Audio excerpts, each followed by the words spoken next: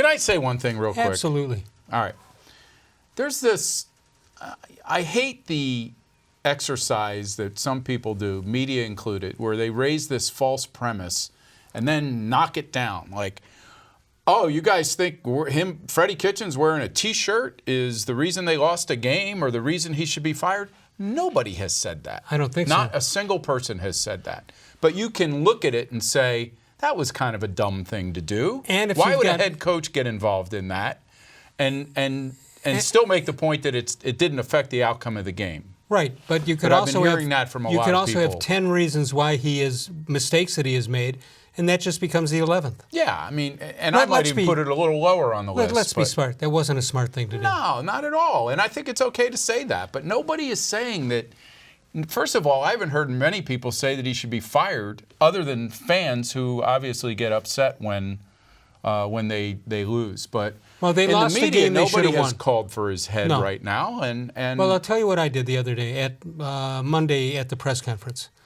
I said to him, now the T-shirt said Pittsburgh started it, right? Is that the wording it was? That's right. So remember, supposedly Myles Garrett claimed there was a racial slur, and there may have been, there may not have been, I don't know. But when the head coach who has talked to him says Pittsburgh started it, he's insinuating he knows more than we've been told, I think. Yeah, listen, I would put this in the same category, and I made this point around a couple of media people who disagreed with me a couple of Sundays ago.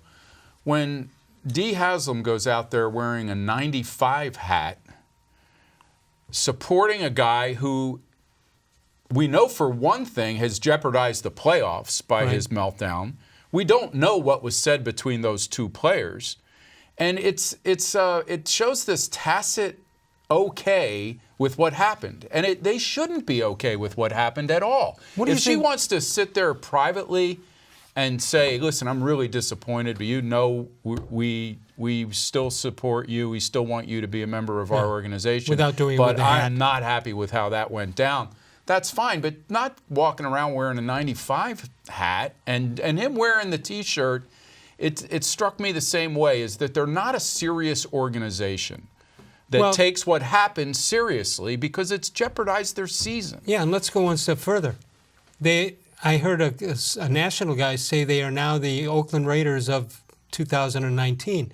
And if you're not from here, it's hard to argue. If somebody has to be the Oakland Raiders, and we all know what that entails, if somebody has to be it, wouldn't you look around and say, oh, yeah, that would be the Browns? Well, I hesitate to make that, because first of all, I don't follow the Raiders close enough to know how much of that was just a generalization about their players. Is it more about their fans and I think it was more about Al Davis in the 70s. I just think that in this particular situation, they had a player, and Kitchens and Mayfield were honest about it in the minutes after that game. They had a player jeopardize their season by melting down. For whatever reason he says it happened, that's what happened.